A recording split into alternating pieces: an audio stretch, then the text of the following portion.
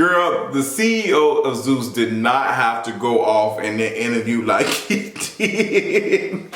What is going on? Y'all already know what time it is. I got the black V-neck on.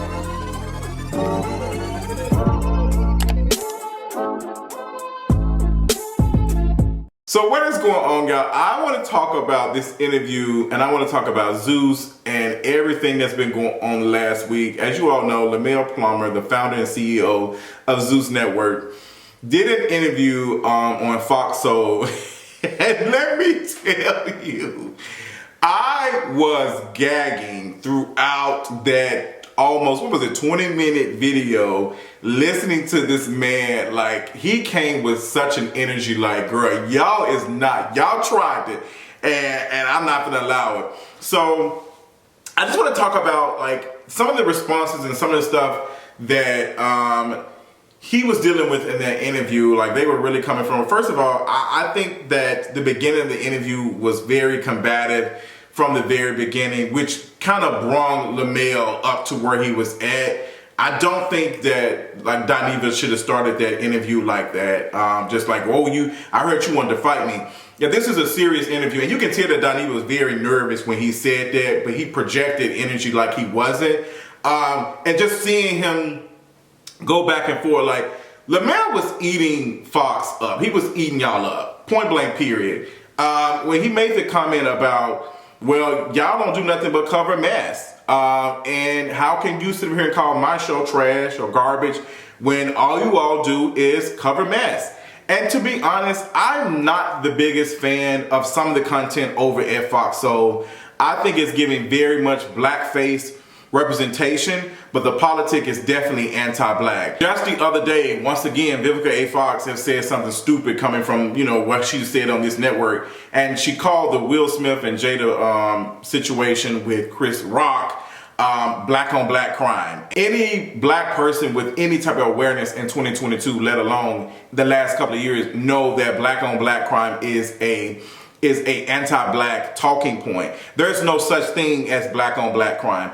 People use that to justify like honestly a rise in crime, and black folks are the reason why they are violent and all the other stuff. I just cannot believe it. It'd be so funny sometimes that I hear people say stuff like that. I'm like, are we still saying that in 2022? Like, let alone you're still thinking that's a point. But this is stuff that's coming from the folks on Fox, and which I say that a lot of the stuff that they say is anti-black, to be honest. So it's funny hearing them, come on here and to drag this man for his shows and stuff, which I think is open to discussion, because let's be completely honest, Zeus Network is known for like fighting. I wouldn't necessarily call it trash. I don't like the idea of, oh, this takes us back. First of all, black folks are not forward, to be honest. I don't know a whole network of black folks fighting or doing whatever would never be able to take us back, because we're not forward. Like, I don't like this idea that we need to look like the model minority for white folks to be able to understand us, and we need to be astute, and we need to be wearing suits and all the other stuff. If you still think that your respectability politic is going to save you from a bullet, then I don't know what to tell you. I don't know how many black folks you need to see being slain in the streets for you to understand that does not do anything. It's not about us dressing up, being professional. For you to even try to say that respectability will save our lives means that you do not understand anti-blackness, and which means you need to pick up a book, to be honest. And I'm not really getting it. But I do think there is a legit criticism about Lemuel and the shows. Like, let's be honest, people associate, a lot of folks associate Zeus Network with fights, like arguments, all that other stuff. Zeus Network is able to produce content, and even Lemuel said this in the interviews, like, we're able to do stuff because we don't have to worry about advertisers telling us we can't show this, we can't do this. Even with Jocelyn's show, they see titties, they see all the other stuff. Like, they can do stuff the same way that HBO is able to show us different stuff without worrying about advertisers, because you're getting the payment directly from the viewers. So it's like, girl, we don't have to worry about certain things. And I like the idea of a streaming service like that is catering to content that folks are like, girl, I wouldn't watch that, but evidently people are watching it. People are loving it because they're subscribing to Zeus. Zeus is able to produce other shows. Now, I do think that there is a conversation about the exploitation that goes on with these people that be on these shows. I think it's definitely exploitative. Like, I think that although you have folks like people on Jocelyn's Cabaret, they come on there and they do all that other stuff. These folks are looking for a way out. They're looking for a way out. They're looking for some, some type of attention, some type of, audience, like some type of, not necessarily say clout, but they're wanting to build a following so they can be able to, pay their bills and survive. And I think Zeus has tapped into that the same way that, all the show, it's one network that has, like, what was that, the rehab show or whatever, the couples therapy show. That's the show where all the loving hip hop rejects go, and all the folks who need a check, they go, because this is the last place you go before it's like your career is just gone online. Think about all the folks who've been on there and how they have slowly not been on episodes of VH1 Loving Hip Hop and like all of the across the franchise, like they're just not being seen, so they go on these shows. So Zeus is that. Zeus is catching these folks,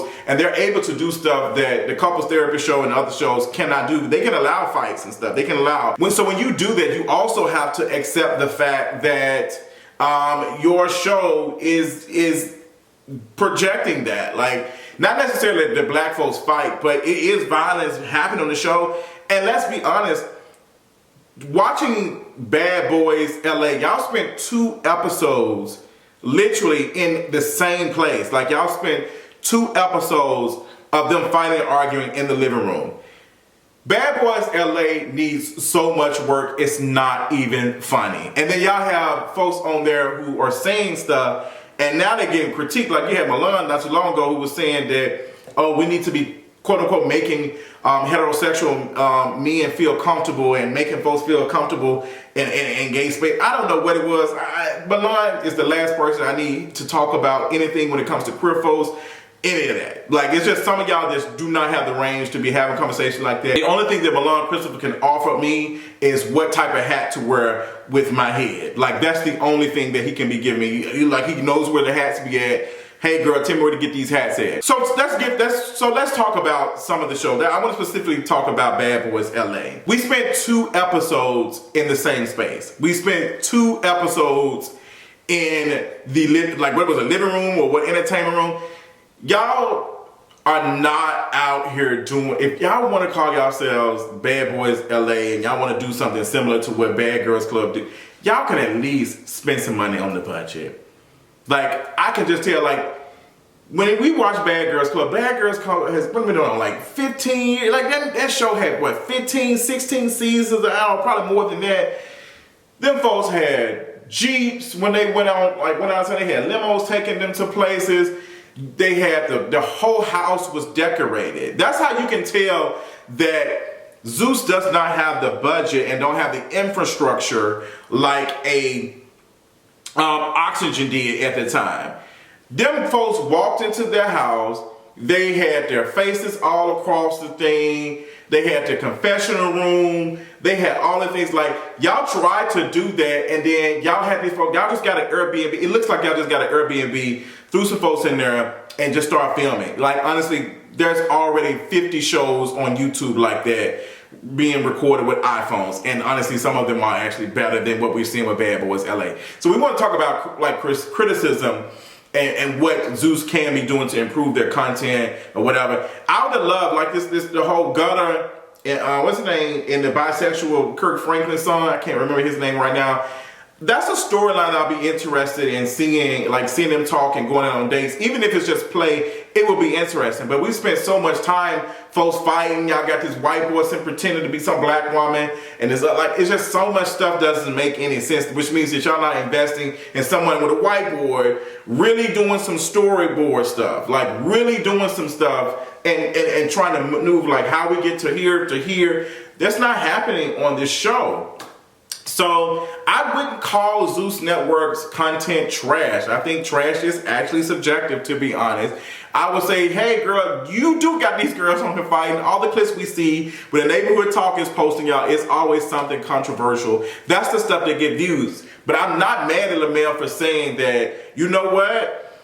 The folks are watching it. The folks are watching it, people are engaging in it, so we're going to get the people what they want. But I do think there is a conversation about exploiting the people who are on this show. Like, you know, if I want to have folks fighting stuff, like y'all need to be able to take care of these folks and stop it when it gets harmful. Like y'all got a whole potential lawsuit coming for y'all because of this stuff with Jocelyn at the reunion. Like y'all got a whole thing going on with it. What was the name of it? Amber and stuff like that. Stuff is very serious. And I believe it. I believe it. Like Jocelyn essentially been like banned from VH1 because they were saying she was so toxic and she was doing so much stuff. Like there comes a time like we're not making enough money to be able to pay for what the damage and stuff that's been done. And I think Zeus ain't paying these folks the same amount of money that VH1. Because VH1 was a multi-billion-dollar company. They owned by, who is that? Who owns VH1? Viacom is a multi-billion-dollar company that's been around for a long time. They own VH1. They have the budget to be able to pay for this stuff.